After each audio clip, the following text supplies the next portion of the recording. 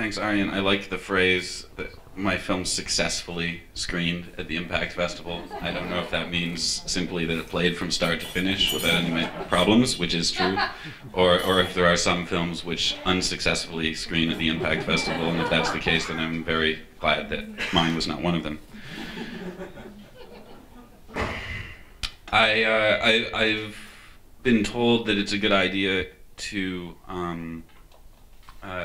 it's a good idea in public speaking to begin with an overview of what's going to happen in the talk. So I'm going to be reading this talk to you from a sheet of paper, which I've typed on my computer and printed out. And at the conclusion of the talk, there will be a short time devoted to questions and answers.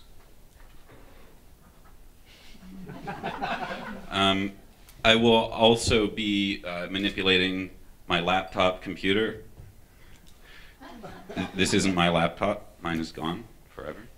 I will be manipulating my laptop computer so that at certain predetermined times, video will be played behind me, beside me on this screen, and audio will be audible from the speakers so that you can see and hear pieces of media which illustrate the topics about which I'll be speaking. Some of this media will be work which I have made, and some of it will be media made by other people.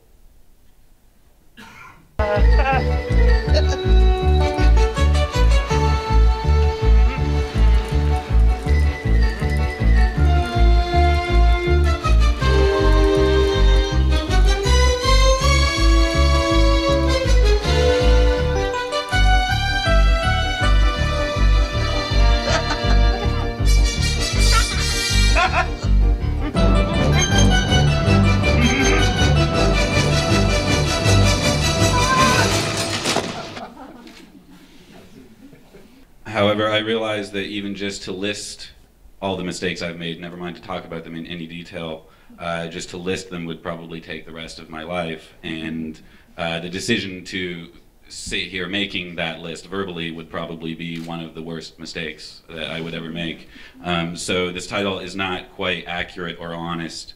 And it's my hope to be accurate and honest with you tonight. So I'm going to retitle this talk.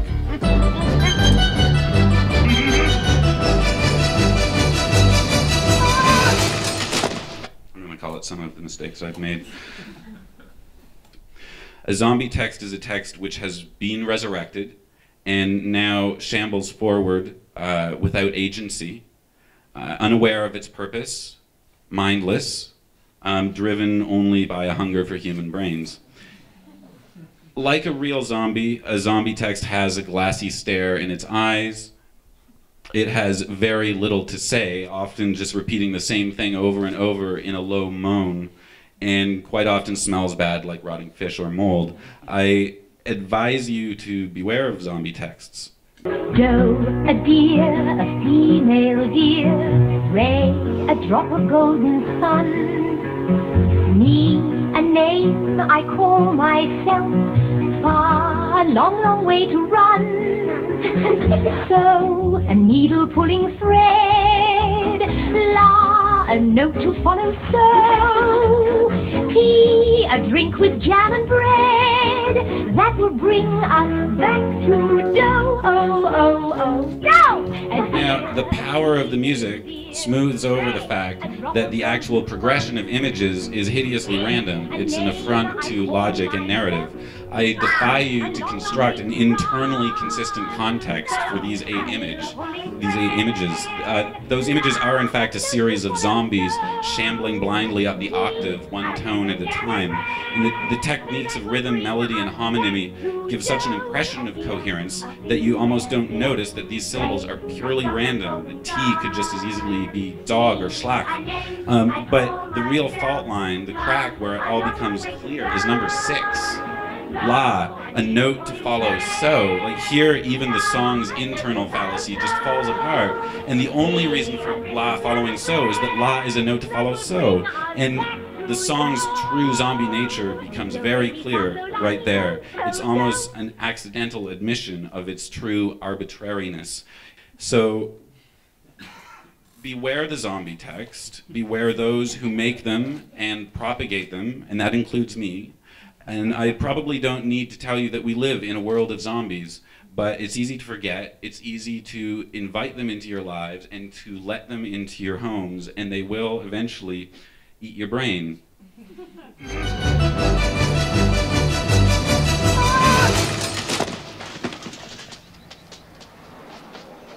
I meant to do that.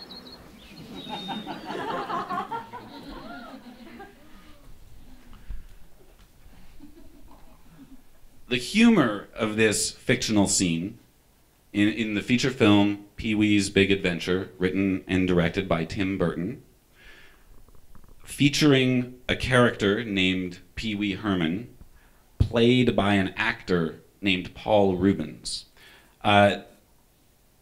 This scene is humorous because we know that the character didn't mean to do that. But something else is happening. A crack has opened up here, too. Because the character, Pee-wee Herman, says, I meant to do that, and it's obviously a lie.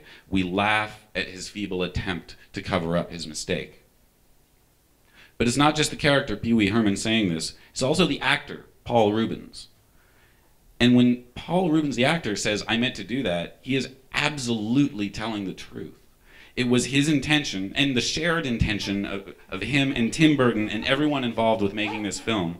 It was their intention that he would ride his bike foolishly, that he would fall off the bike, that he would fly through the air. So at that moment, at this moment, even though Pee-wee Herman is lying, Paul Reubens is telling the truth.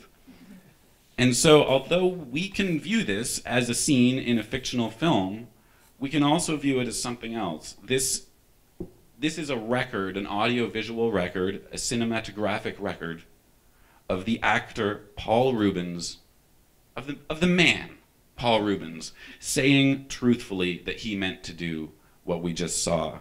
And so in that sense, this record of Paul Reubens' truthful statement is not a fiction film. At this moment, Pee-wee's Big Adventure is a documentary.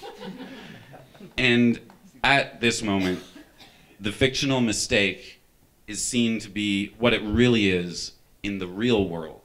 It's not a mistake, but a successful achievement, a fusing of achievement with intent. And in this moment, I think lies hope for me, perhaps hope for you, and for all of us. Thank you.